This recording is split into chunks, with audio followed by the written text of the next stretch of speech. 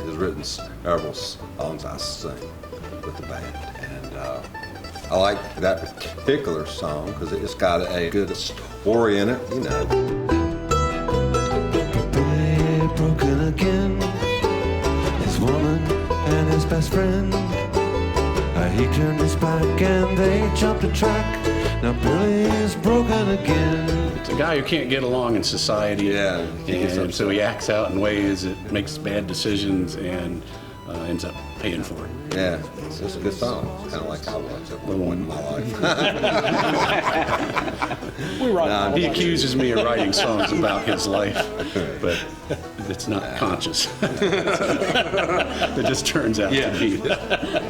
Out the hangman's noose, you're swinging the air. Billy's off on a binge. Billy's done had his revenge. It's called Broke Billy. It has elements, cliche type elements. He's a guy out in the woods, kind of independent, and catches his wife with his best friend and does them in, and then the sheriff chases him, and you know, a little bit of a throwback. You know, he's got a still, and the sheriff stakes out the still looking for him. So it's, you know, some things that are in half the bluegrass songs that are out there. But as far as the musical part of Broke Billy, the idea is what we were calling hillbilly Latin. So it's trying to get a little bit of a Latin beat to it with Appalachian storyline. Billy awake in the night, wondering how to make it right. Doesn't know what he's doing, his life is in ruins. Billy stays out of sight. Now Billy's broken the hills. Sheriff's done staked out his still. The dog's getting closer, it's almost over. Billy's broken the chill. The thing which I like about our band is there's always been these songs I have liked and have wanted to play, and I finally was able to get with a group of people who was like, okay, you know, we'll play that song or those songs, and it might not sound exactly like it was recorded, but we seem to be able to take songs and be creative with the interpretation of it.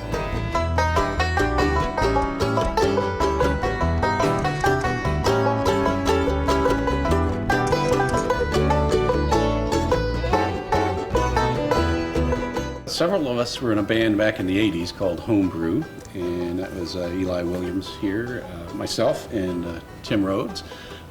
Jerry, fiddle player, he and I played in a band back in the very early 80s, late 70s, called the Bat Creek Boys.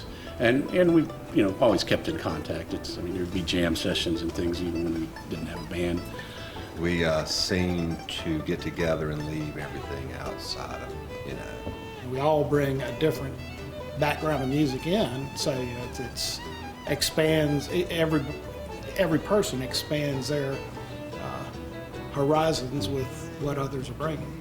I probably came out of a background slightly more rock and roll than these guys, but back in, when was it, '96, I went to my first Merle Fest, and right about that time I started drifting away from the rock and roll and the jam bands and things of that nature, and start trying to do more acoustic music.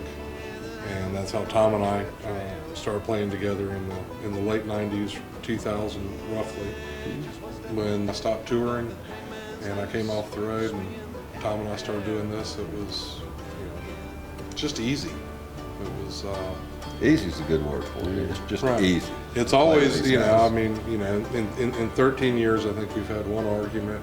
Don't know how and I don't know why. All I know is that we tried, making it better in every way. Come on now, people, what you say? Is there more to life than that? Simple pleasures, while it lasts. Is there more to life than that? Simple pleasures, smile, smile.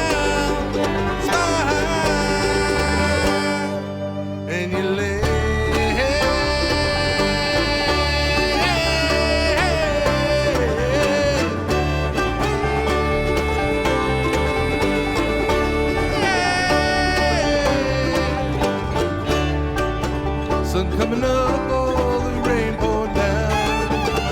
Feel the breeze, yeah, you hear the sound. Oh, the laughter that's in our hearts. You know there is no way to start. 'Cause I know the life that's there, so the pleasure's not a life. And I know the life that's there, so the pleasure's smile, smile, smile, and you live.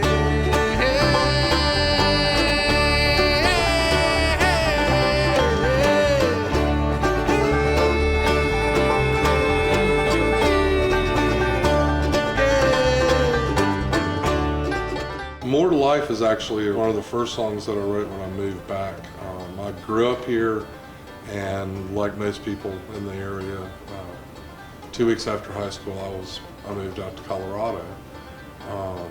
Was out there for almost 10 years, and when I moved back with 2 daughters and a whole lot of debt and a whole lot of responsibility, and I was going to school. And More to Life is a song about why can't we look at life a little more simply? Can't we just take care of each other? Can't we try and find the things that make us happy rather than just staying in the middle of the rat race?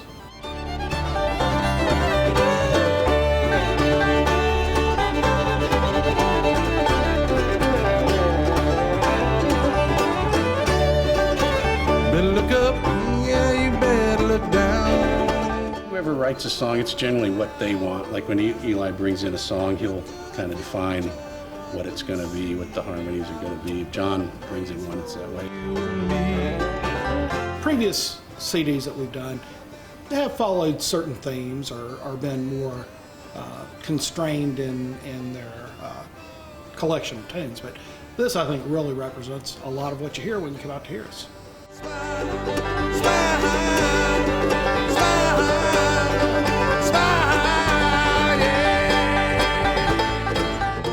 We've got 3 or 4 very traditional things. We have a tune called Love, Oh Love, Please Come Home, which was a big hit for Reno and Smiley, who were a top-name bluegrass band who actually lived in Roanoke in the 50s and 60s.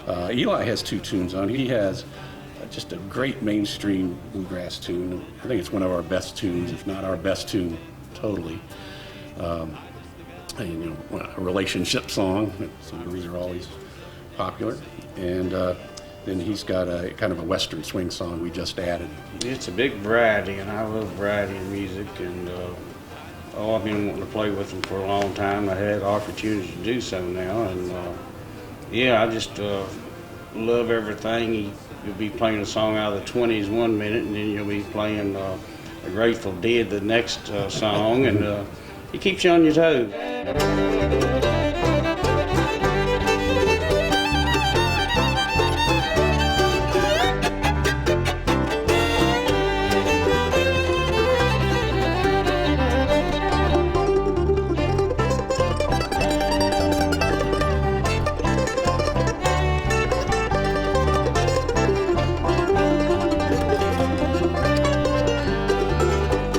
Tell me that I'm just a fool, but I see the signs. My ears have opened up to hear the sirens whine. I know now what it's calling for, this move is mine. I just think I'll leave these blues behind. I can see outside my window a better world coming to sight. And I know just any day now I will leave these blues behind.